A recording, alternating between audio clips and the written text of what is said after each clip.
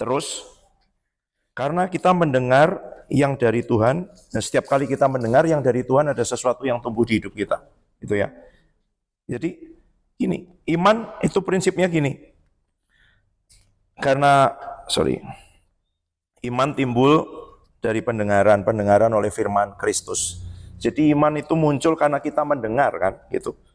Dan kalau kita mendengar sesuatu dari Tuhan, maka iman itu timbul. Nah, bagaimana cara mendengar dari Tuhan sebenarnya? Ya ini yang utama. Jadi cara berpikirnya jangan begini, oh kok saya harus baca firman sih? Kok saya harus dengerin khotbah?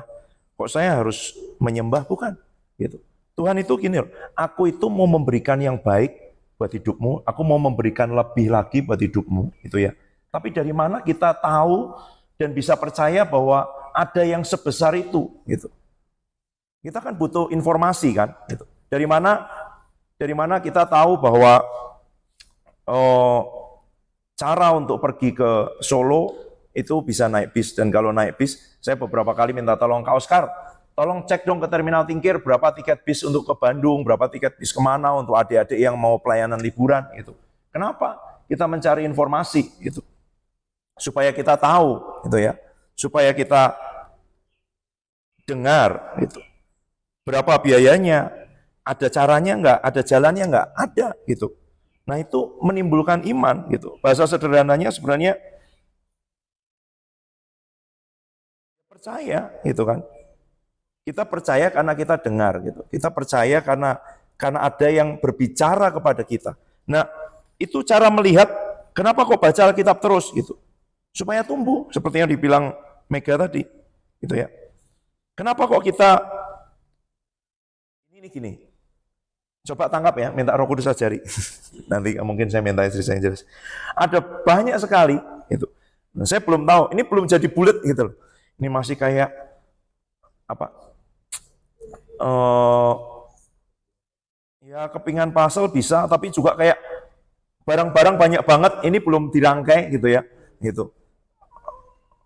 Mungkin dalam beberapa minggu baru jadi rangkaiannya. Tapi ini saya keluarin dulu lah semua persediaan yang ada di gudang gitu ya, supaya kalian tahu ada sangat banyak gitu di gudang. Nah, satu, firman Tuhan gitu. Jadi kalau kita tidak ngerti bahwa Tuhan itu baik gitu ya, dia seakan-akan mau membebani kita dengan memberi kita tugas. Kamu baca Alkitab setiap hari, kamu diberi kewajiban yang baru, kamu diberi tanggung jawab, kamu merasa bersalah kalau kamu tidak membaca. Salah, gitu. Baik, ya kan? Dia mau memberitahu kepadamu dan kepadaku apa yang dia siapkan, apa yang dia rencanakan, apa yang dia punya buat hidupmu dan hidupku. Gimana cara memberitahunya? Ya dia mau ngomong, gitu. Gimana ngomongnya? Ya dia menunjukkan di sini, gitu loh. Jadi kenapa kok kita baca? Karena setiap kali kita baca, kita jadi ngerti bahwa oh dia menyiapkan sebesar itu buat hidup saya. Dia menyiapkan sebanyak itu buat hidup saya. Dia mau melakukan yang sebaik itu buat hidup saya. Apalagi? Kan apa yang tidak pernah dilihat oleh mata, tidak pernah didengar oleh telinga, tidak pernah timbul dalam hati manusia, itu yang disediakan, gitu loh. Jadi gimana? Mata tidak pernah lihat, telinga tidak pernah dengar, hati tidak pernah timbul. Taunya dari mana? Ya kan? Tidak bisa dong. Kita tidak bisa tahu secara alamiah, secara natural nggak bisa, karena mata tidak pernah lihat, telinga tidak pernah dengar, di hati tidak pernah timbul. Gitu. Jadi dia harus menyatakannya, dia harus ngomong, itu harus diomongin ke telinga kita. Dari mana? Dari firman. Gitu. Jadi kenapa baca firman? Supaya saya semakin ngerti apa yang dia siapkan buat saya. Supaya saya semakin ngerti janji-janjinya. Supaya saya semakin ngerti apa isi hatinya buat saya. Gitu. Kalau kita ngerti bahwa Tuhan itu baik, itu persoalannya. Dan sampai hari ini kita dibuat ragu bahwa dia baik buat hidup saya. Itu loh. Itu aja sebenarnya. Tuhan baik enggak? Sampai hari ini kita punya keyakinan enggak? Iman bahwa dia baik. Dia tidak pernah merencanakan yang jahat buat hidupmu dan hidupku. Gitu. Itu hal paling dasar, ya kan?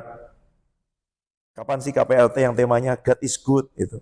Yang gitu-gitulah tema-tema itu kadang sederhana sekali ya. Tapi itu sangat dasar.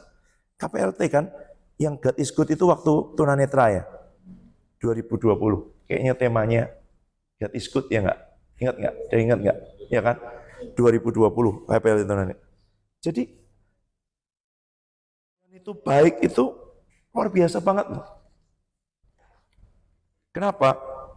Karena kita terus dibuat tidak percaya. Pergumulannya cuma satu, itu dasar bahwa apakah betul Tuhan itu baik. Ya kan? Kalau dia baik, kenapa kok harus diberi buah pengetahuan baik dan buruk? Kan itu bisa membuat manusia jatuh ke dalam dosa. Itu membuat mereka diusir keluar dari taman itu. Kalau dia itu baik, kenapa kok harus begitu? Dia itu baik, kenapa kok mereka harus diusir? Ya kan? Dan sebagainya. Pertanyaan-pertanyaan itu muncul. Tapi kalau kita baca nanti perjanjian baru, kita akan lihat tanpa keraguan bahwa Tuhan itu baik. Itu. Buktinya apa? Buktinya dia memberikan yang terbaik buat kita. Dia memberikan Yesus datang untuk melakukan yang baik. Apa yang baik? Dia melepaskan yang terikat, dia menyembuhkan yang sakit, dia memberikan kabar baik dan pengharapan kepada yang miskin, dan semua hal yang lakukan itu baik. Mau memulihkan. Pemulihan itu gini, dulu ada, pernah tidak ada, kemudian jadi ada lagi. Itu ya. Sakit, kan orang kan setelah sakit nanti ada pemulihan. Kenapa? Karena kesehatannya hilang kan. Gitu. Balik lagi, recovery. Apa yang balik lagi? Kekuatannya, selera makannya, ya kan, daya tahannya. Itu yang mau dilakukan Tuhan buat hidup kita. Itu. Bahwa yang dia ada di hatinya itu baik buat hidup kita. Cuman kita masih belum percaya itu bahwa dia itu baik. Itu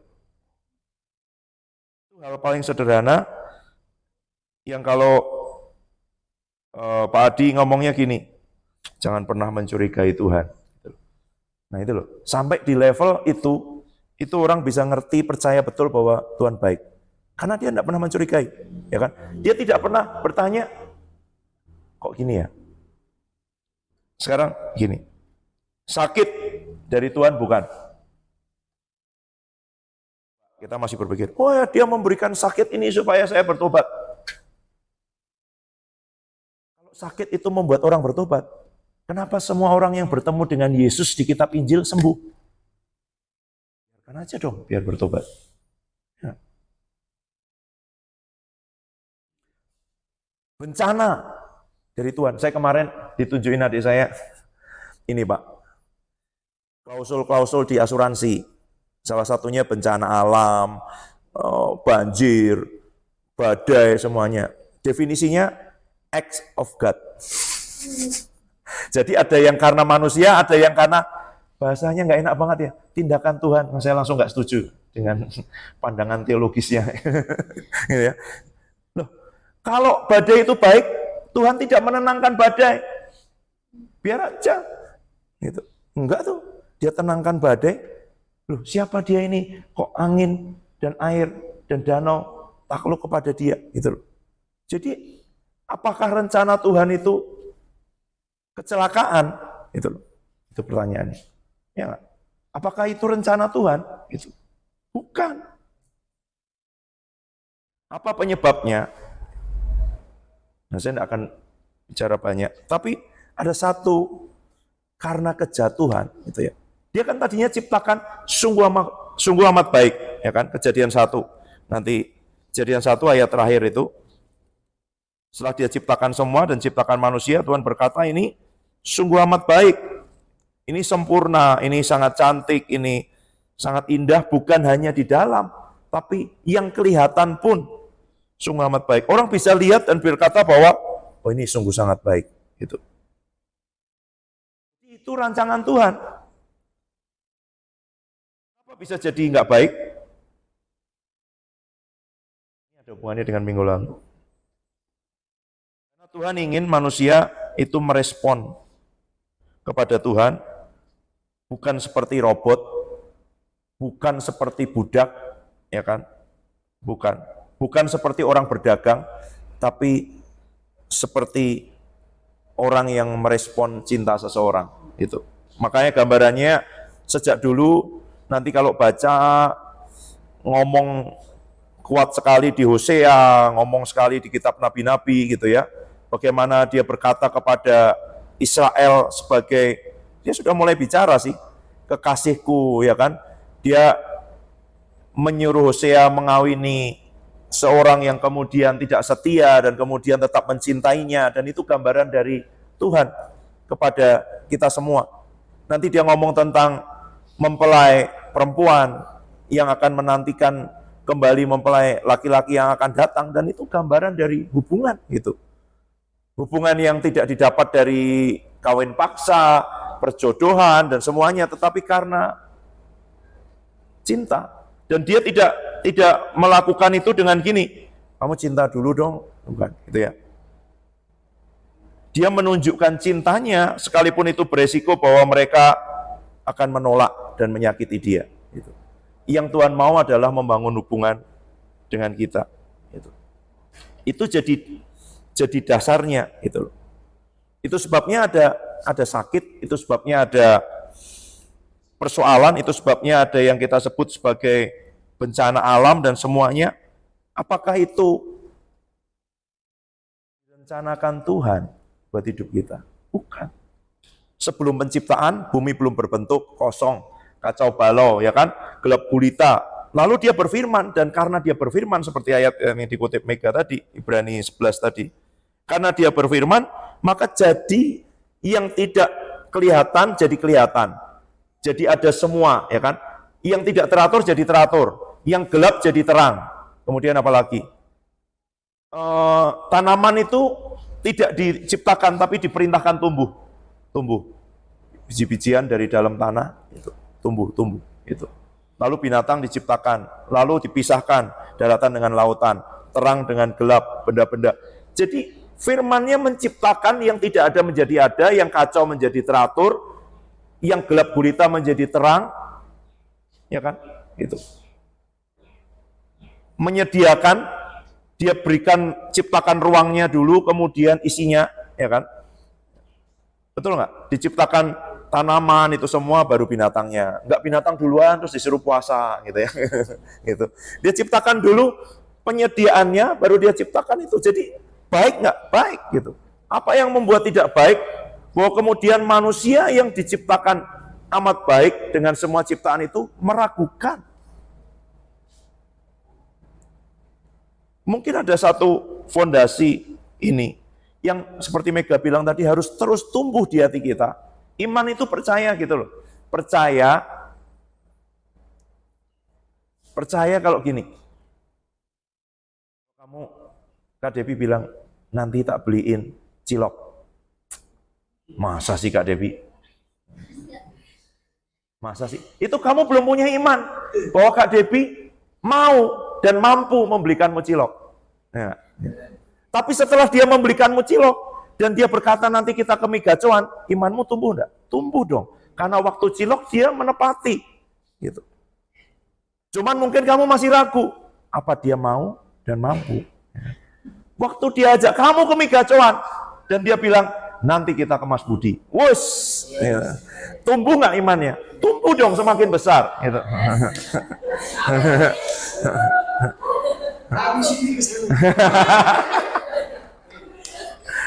Loh, kan kayak gitu kan?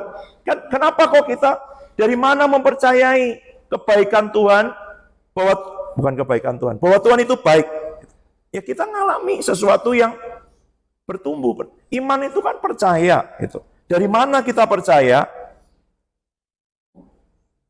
Karena kita ngalami sesuatu yang terus gitu. Nah,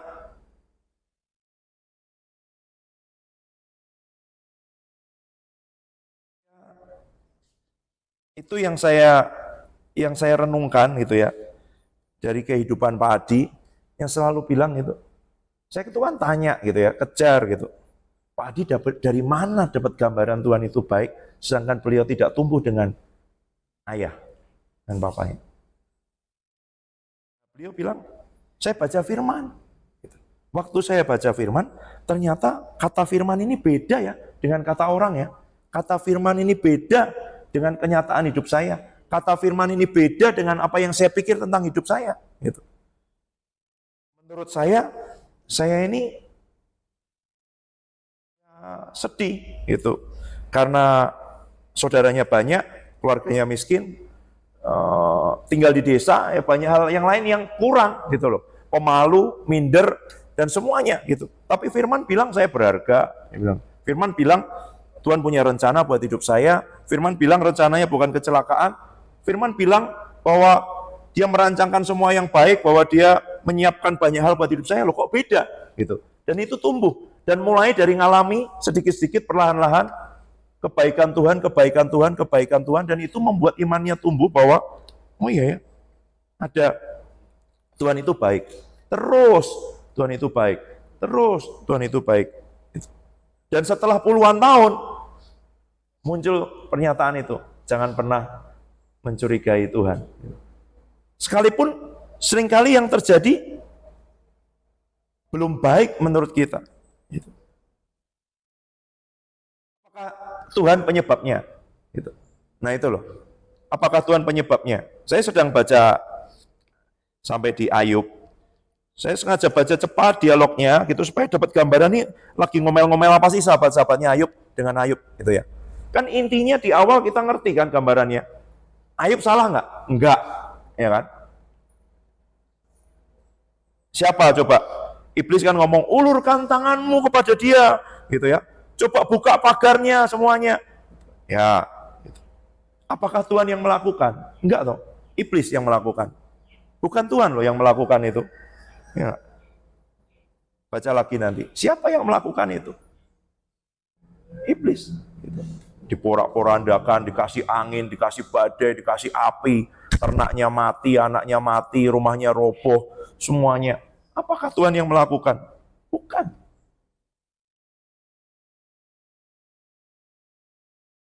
Dan nanti di ujungnya, sebelum sampai ke ujungnya, semua sahabat-sahabat Ayub itu ngomongnya apa? Kamu pasti punya dosa. Mereka membela Tuhan loh. Ya kan? Ini front pembela Tuhan sudah dimulai dari dulu, sahabat-sahabat Ayub. Ya, pasti kamu punya dosa, kamu punya salah, tidak mungkin. Orang itu orang fasik semuanya, yang mengalami semua yang kamu alami itu. Tapi di ujungnya mereka yang salah kan, sahabat-sahabat Ayub. Gitu. Bukan. Ini hal yang sulit untuk dimengerti, meskipun sebenarnya sederhana. Karena sebenarnya kita harus ngalamin sedikit demi sedikit, nanti itu tumbuh, nanti itu tumbuh, nanti itu tumbuh. Gitu. Dan dari mana itu tumbuh? Karena kita terus mendengar,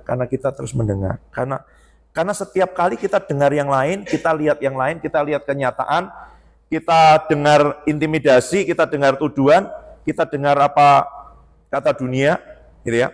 Dan itu akan melemahkan, itu akan menurunkan, itu akan mengaburkan, itu akan mencemari apa yang Tuhan bilang tentang kita dan Tuhan siapkan dan Tuhan janjikan kepada hidup setiap kita. Intinya gitu. Jadi kalau sudut pandang kita berubah, cara kita melihat berubah, kita ngerti kebenaran, kita akan dengan semangat gitu ya, membaca firman ini bukan sebagai kewajiban, bukan sebagai kewajiban itu hukum ya. Wah ini kalau gini nanti berkatku kurang, apanya gitu. Bukan. Karena begitu semakin kita kurang, sebenarnya kita sendiri yang mendatangkan kerugian buat hidup kita. Kita sendiri yang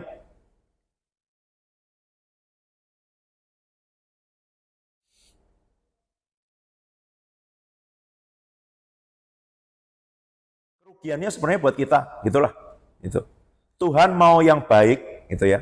Cuman kita nggak bisa percaya bahwa itu maksudnya baik. Gitu. Kita masih nganggapnya bahwa kenapa harus begini ya? Kenapa harus menyembah ya? Gitu. Kenapa harus tidak ada keharusan? Gitu. Karena keharusan itu bicara tentang hukum. Ini bicara tentang hubungan. Gitu. Dia terus memberikan yang baik. Dia menyiapkan yang baik. Cuman kalau kita tidak tahu apa yang dia siapkan buat kita, apakah kita bisa menerima? Gitu loh. Apakah kita bisa mengambil? Gitu. Kalau kita pergi ke rumah makan, lalu kita lihat, ya dong, menunya apa di situ. Apakah kita makan dari yang ada di menu itu? Tidak. Tapi menu itu menunjukkan apa yang tersedia di situ. Kamu bisa pilih mie ayam bakso, baksonya besar atau kecil, ya kan? Itu atau bakso aja. Minumannya apa? Gitu. Kenapa kamu baca ini? Supaya kamu tahu apa yang tersedia buat hidupmu. Gitu loh. Oh, makan terus ya, karena kita makan setelah ini, ya kan? Gitu. Dan berdoa orangnya sebanyak ini Tuhan cukup dan berlipat kali ganda gitu ya.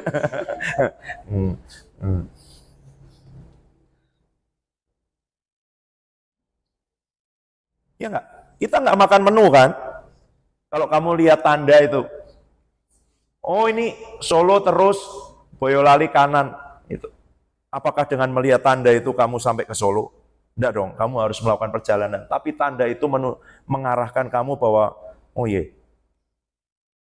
kamu sedang di jalur yang benar, kamu menuju ke arah yang benar.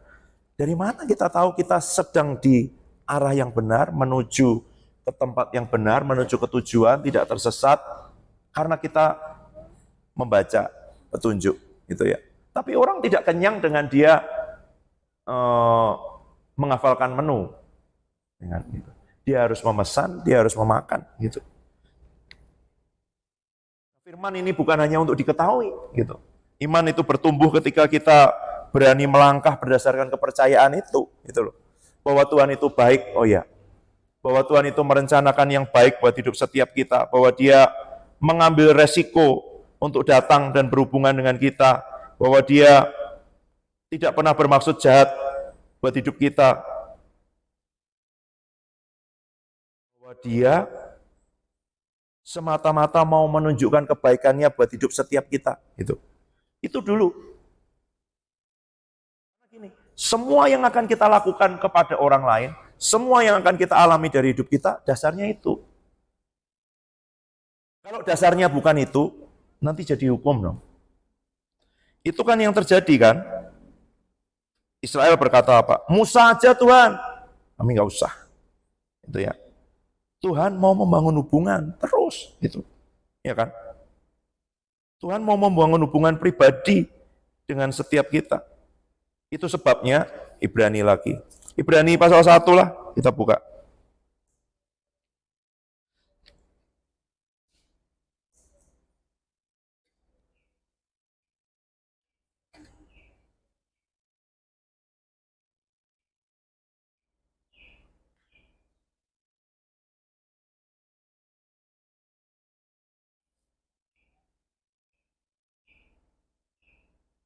Setelah pada zaman dahulu Allah berulang kali dengan berbagai cara berbicara pada nenek moyang kita dengan perantaraan para nabi, pada zaman akhir Ia bicara pada kita dengan perantaraan anaknya yang telah Ia tetapkan sebagai ahli waris segala sesuatu.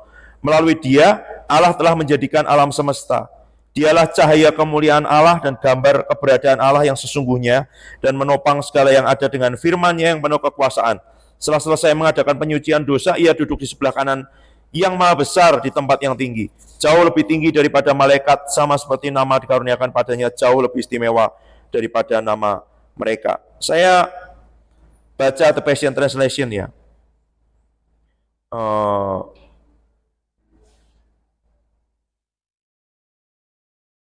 Sepanjang sejarah, Tuhan bicara kepada nenek moyang kita melalui nabi-nabinya dalam berbagai macam cara.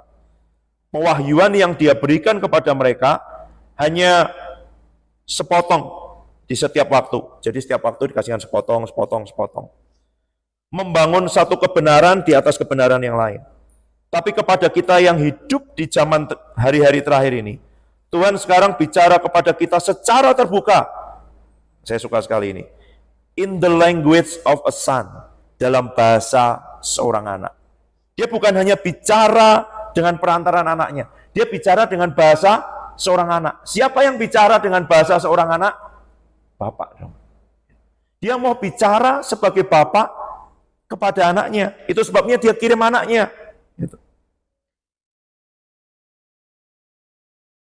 Now speaks to us openly in the language of a son.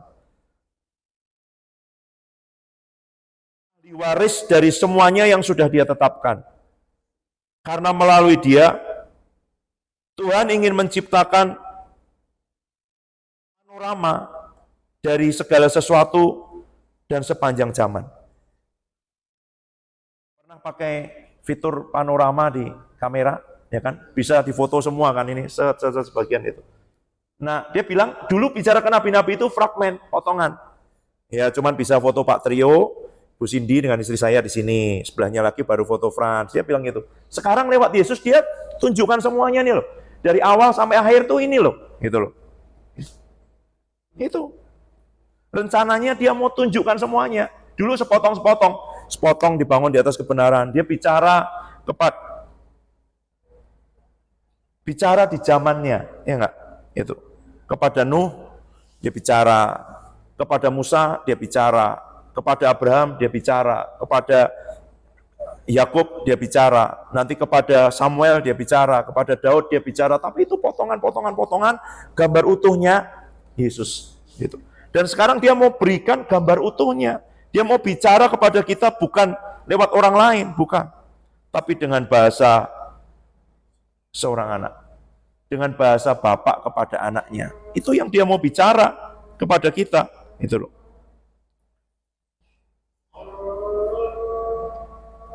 Supaya kenapa kok dia mau bicara dengan bahasa seorang bapak kepada anaknya? Karena dia mau membangun hubungan. Itu aja. Dan saya renungkan anak yang hilang itu luar biasa ya. Sulit sebenarnya saya mengerti resiko yang dia ambil, ya kan? Kalau anaknya nggak balik gimana? Anaknya yang satu nggak balik, yang di dalam nggak ngerti, ya kan? Selama ini kan kita nganggapnya bahwa anak bungsu itu sudah mengambil warisannya dan dia pergi menghabiskan warisannya. Anak sulung itu sudah dapat warisannya. Baca Lukas 15. Bahasa Indonesianya jelas nggak ya? Coba.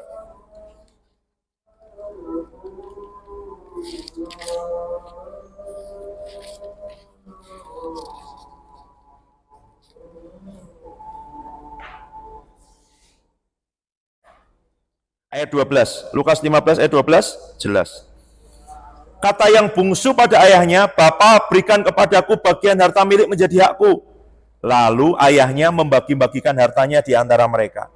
Jadi yang sulung sudah dapat juga nggak? Dapat, karena permintaan si bungsu itu. Dan ternyata si sulung nggak ngerti bahwa dia punya warisan, padahal sudah dikasih, nggak dipakai.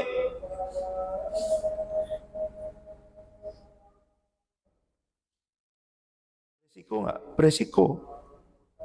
Tapi dia memilih ini supaya kita datang, kita punya hubungan dengan dia. Dia ingin punya hubungan dengan kita, itulah.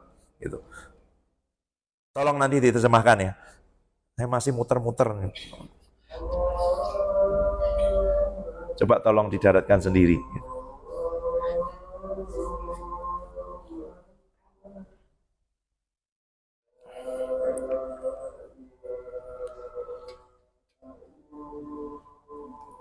Kalau kalian masih ingat, saya masih ingat sekali waktu talk show 2 semester yang lalu, ada yang belum ada, saya cerita. Nandus itu tanya ke Pak David Meyanto, saya begini, lalu saya ini kan bukan hanya kakak, saya juga jadi bapak buat dia. Tapi kenapa setelah dia sekolah begini sudah ngerti, sekarang beda sekali. Sekarang saya kasih tahu nggak mau. Pokoknya beda sekali dengan yang seharusnya. Gitu. Jawaban Pak David itu waktu itu membuat saya bingung. Tapi beliau bilang gini, ya itu supaya kamu jadi bapak. Loh, gimana sih? Gini, adik saya ini kan harus jadi bapak buat adik saya. Ya. Tapi adik saya kasih tahu nggak mau. Pokoknya dia malah bantah. Semakin saya beritahu A, pokoknya saya kasih tahu ke kanan, dia ke kiri. Saya tahu maju, dia mundur. Pokoknya sebaliknya yang dia lakukan. Gitu. Iya, itu supaya kamu jadi bapak. Loh, saya masih merenung, ini apa maksudnya? Nah, setelah itu waktu makan siang, turun dari mobil, tiba-tiba Pak David bilang gini. Saya masih ingat ketika anak-anak saya, kenyataan hidup mereka beda dengan yang saya doakan. Merasa, Tuhan kok anak-anak saya seperti ini, kok sini tambah seperti ini, sini tambah seperti ini, sini tambah seperti ini, gitu. Dan waktu itu Tuhan bilang dengan saya, itu supaya kamu belajar jadi bapak. Loh, maksudnya apa? Supaya kamu tidak hanya menerima mereka ketika mereka baik, tapi ketika mereka sedang tidak baik juga kamu belajar menerima mereka. Kamu mengasihi mereka ketika mereka sedang dalam keadaan tidak seperti yang kamu harapkan dan inginkan dan bayangkan dalam hidup. Oh, saya baru nangkep. Dan Bapak memberi kebebasan kepada kita, memberi kebebasan kepada Adam untuk bisa memilih mau makan yang mana supaya kita bisa punya hubungan anak dengan Bapak, gitu loh. Dan itu beresiko kan? Resikonya apa? Resikonya dia tertunda kan rencananya, ya enggak? Dia harus keluar dari situ dan kita masih curiga. Kenapa kok dijagain malaikat? Kenapa kok nggak boleh makan buah itu? Karena kalau dia makan buah itu, dia dalam keadaan dosa kekal. Enggak? Iya kan? Kalau dia sampai makan buah pohon kehidupan, dia dalam keadaan dosa tapi kekal. Loh, banyak orang yang sudah fisiknya nggak bisa, mau mati aja cari gimana Pak?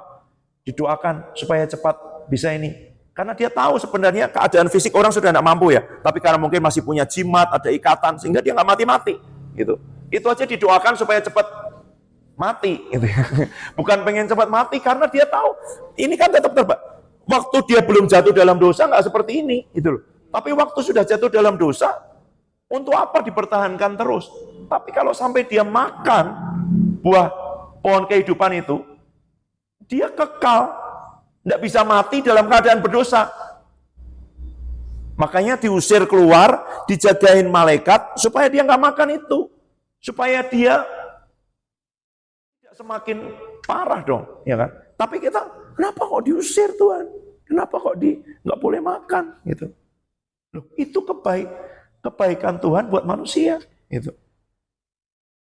Supaya nanti dia bisa ditebus, ya kan? Dan setelah ditebus itu nanti ada yang kekal. Tapi itu beresiko loh. Kenapa kok nggak dari awal diperintahin aja? Pokoknya kasihnya aja, ini aja. Enggak. Karena dia pengen hubungan. Dan hubungan itu beresiko.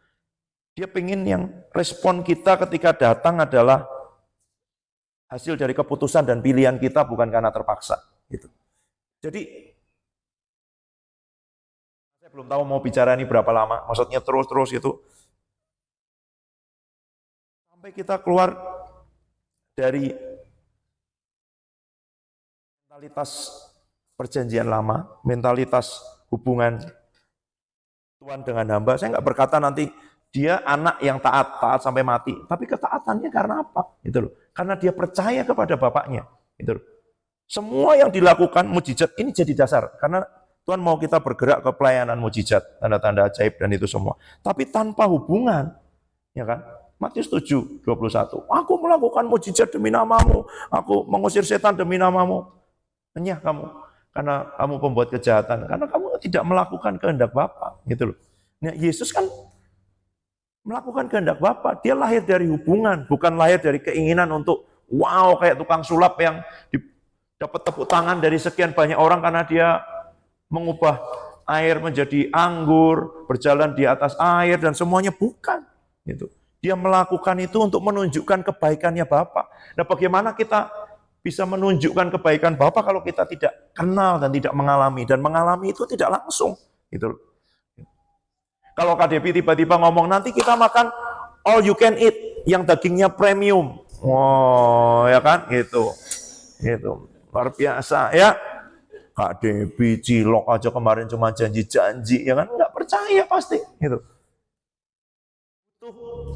Pengalaman demi pengalaman yang tumbuh, gitu loh. Kita lihat di hidupnya Pak Adi juga nggak langsung kan, tapi beliau pasti bilang ini, wah S1 Jakarta, S2 Amerika, imannya tumbuh. Karena ternyata selama kuliah di Jakarta tidak dibiayai keluarganya, Tuhan mencukupkan, gitu loh. Ya nggak? Tuhan memelihara. Gitu.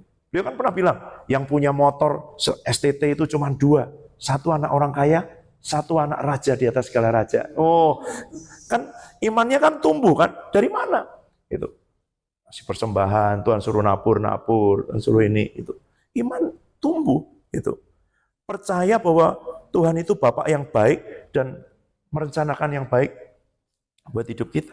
Sampai beliau ngomong dengan saya waktu saya kejar terus tentang terobosan-terobosan di keuangan dan semuanya, di mobil tuh sudah sampai ke Golden Time, sudah sampai di depan aula tuh masih di situ masih ngomong, sampai ngomong gini, percayalah Tuhan nggak mau kalah dengan kita. Gitu ya. Jadi kalau kita murah hati, dia nggak mau kalah murah hati dengan kita. Gitu. Kita ini baik hati, dia tidak mau kalah baik hati. Pokoknya Tuhan tidak mau kalah dengan kita. Gitu. Ya pada prinsipnya dia lebih. Gitu. Dan kasih, gitu ya, anugerah itu jauh lebih besar daripada dosa dan pelanggaran. Itu harus jadi prinsip kita. Kebaikan Tuhan jauh lebih besar daripada setiap kenyataan kehidupan yang paling tidak baik. Kenapa? Itu sebabnya dia berani menyentuh orang kusta yang menurut hukum itu akan menajiskan dia. Kenapa? Karena kekudusannya jauh lebih besar daripada kenajisan. Perjanjian baru itu anugerah. Hukum akan membuatmu membatasi. Kamu tidak akan berani menyentuh. Karena kamu akan ikut najis. Ya kan? Iya kan? Itu. Sahabat pemungut cukai dan orang berdosa. Gitu ya. Bukan bahwa dia hidup sama seperti mereka. Dia percaya bahwa kasih lebih besar daripada dosa dan pelanggaran. Ini dasar dan ini harus terus dengar dan bagaimana ini terus tumbuh di hati kita. Kalau kita terus baca ini untuk ngerti kebaikannya dia sebesar apa. Gitu. Itu aja. Sekarang saya mulai baca dengan kacamata baru. Apa kebaikan-kebaikan Tuhan ya? Apa yang dia siapkan ya? Apa jatah bagian saya? Kamu membaca ini seperti kamu membaca surat wasiat yang isinya warisan-warisan yang diberikan kepada kamu. Sebidang tanah seluas 7 hektar di daerah ini, gitu. Kan detail ya, alamatnya ini gitu. 3 buah bangunan seluas sekian kali sekian, gitu. Deposito sebesar sekian. Baca ini seperti membaca surat wasiat yang isinya warisan-warisan, gitu. Wow, jadi saya punya ini ya, jadi saya punya itu ya. Oh dia punya ini ya, dia berikan ini ya. Gitu. Oh dia berikan tanggung jawab ini. Gitu. Saham berapa puluh ribu lembar, itu dan macam-macam. Gitu. Persenjatai ya hati kita. Dengan kebenaran, pikiran kita diubahkan bahwa apa? Bahwa kasih Tuhan, anugerah Tuhan jauh lebih besar daripada dosa dan pelanggaran. Ya. Anugerah selalu jauh lebih besar, minimal 2 kali lipat. Jadi dia tidak hanya membayar hutang kita. Hutang kita dibayar, lunas, udah, tetap kita nggak punya uang. Ya, saya punya utang 1 juta, dilunasi 1 juta, masih belum bisa apa-apa. Tetap nggak punya modal, gitu loh. Enggak, dia bukan hanya melunasi utang kita, gitu. Tapi dia memberikan modal, dia memberikan banyak hal yang baru dalam hidup kita. Bukan hanya itu, kasih selalu lebih besar daripada dosa dan pelanggaran. Itu anugerah selalu lebih besar daripada setiap ketidakmampuan kita. Makanya dia bilang apa? Dalam kelemahanlah kuasa Tuhan menjadi nyata, ya kan? Itu sebabnya seperti saya bilang tadi, dia tidak ragu menyentuh orang yang kena kusta. Karena ternyata waktu bersentuhan dengan Tuhan, bukan Tuhan jadi najis, tapi orang kustanya jadi tahir. Itu sebabnya anugerah lebih besar, kekudusannya lebih besar, dan kita harus bersentuhan dengan Dia setiap kali, dan itu termasuk dengan membaca firman, dan ketika kita menyembah Dia, datang pribadi kepada Dia, karena ketika setiap kali bersentuhan dengan Dia, ada yang berubah di hidup kita, dan itu yang Tuhan mau. Dia mau terus, ya kan, dan kita seringkali fokusnya ke diri kita sendiri, masuk ke dalam, lihat kepada kelemahan kita, ketidakmampuan kita, seakan-akan itu sesuatu yang, ya padahal itu tuduhan, intimidasi rasa bersalah, kita pakai bahasa introspeksi, refleksi, tapi itu jadi menekan hidup kita terus gitu. Kita datang supaya kita kelihatan baik, lalu kita menyesali dosa-dosa yang sudah diampuni juga gitu ya. Terus kita nangis-nangis lagi, bukan gitu. Oke. Ya. Selesai. Ada yang lebih besar dari itu. Ada yang lebih ajaib dari itu. Ada yang lebih mulia dari itu. Yang patut kita renungkan, yaitu janji-janji kebaikannya, kekudusannya, kemuliaannya, semua yang Dia siapkan, semua yang Dia rancangkan buat hidup kita. Gitu. Kali orang datang terus dengan bilang, Tuhan aku tidak layak. Ya memang kita tidak layak gitu. Tapi Dia melayakkan. Itu kan berbeda ya. Cara melihat diri yang berbeda gitu. Betul. Saya tidak layak, betul. Gitu. Tapi kamu berhenti di situ. Saya percaya gini. Salib itu mencegah kejatuhan itu, kemerosotan, dosa itu jadi lebih parah pengaruhnya di hidup kita. Itu. Tapi kebangkitan Yesus membawa kita naik sampai ke semua rencana Tuhan. Itu sebabnya tidak hanya salib. Itu sebabnya tidak hanya ada salib, tapi ada kebangkitan. Gitu.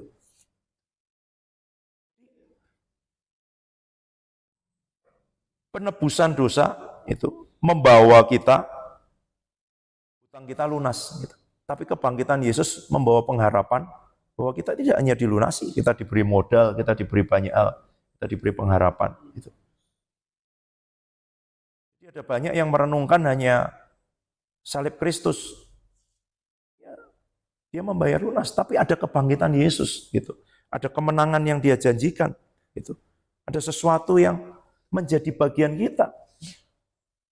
Kita nggak boleh hanya menyesali.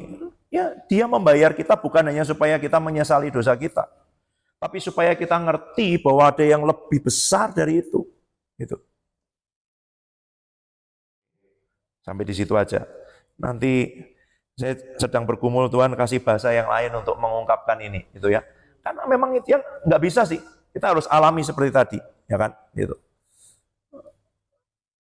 Pak Adi sering bilangan, dulu mau beli AC1 aja nggak bisa.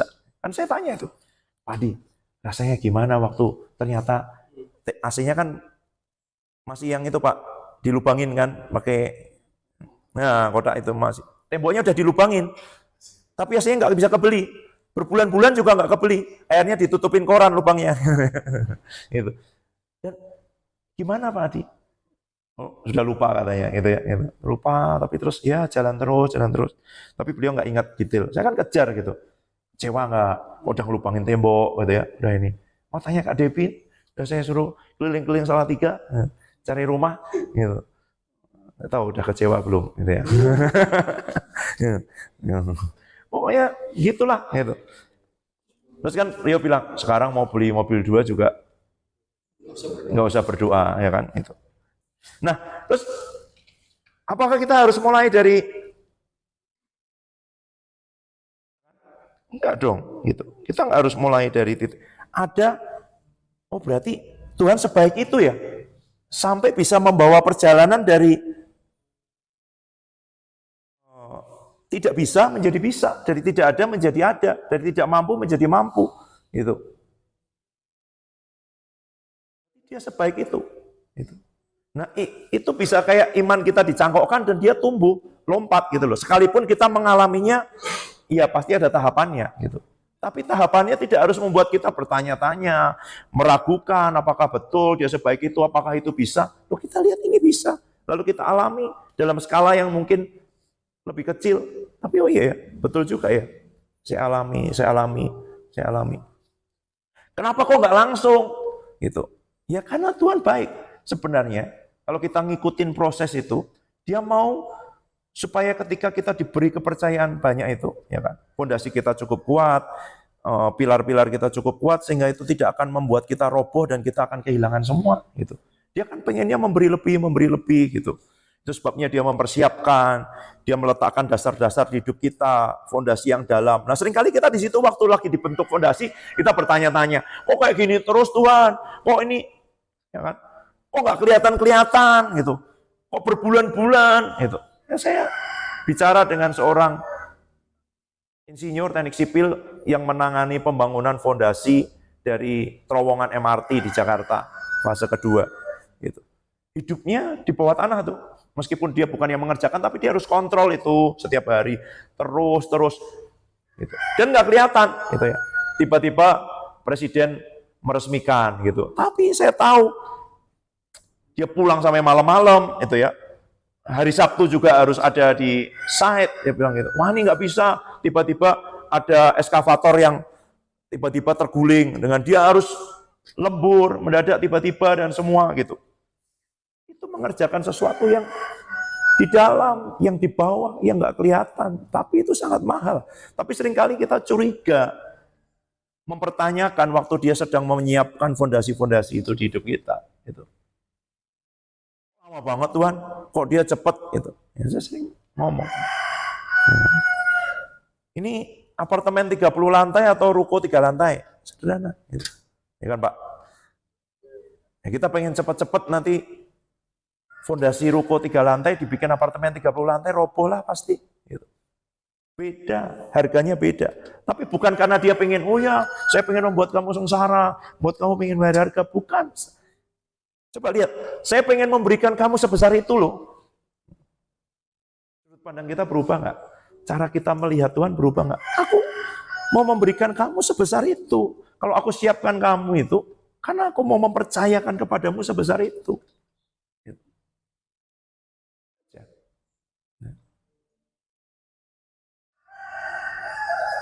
Ya, datang ke Tuhan, mengucap syukur.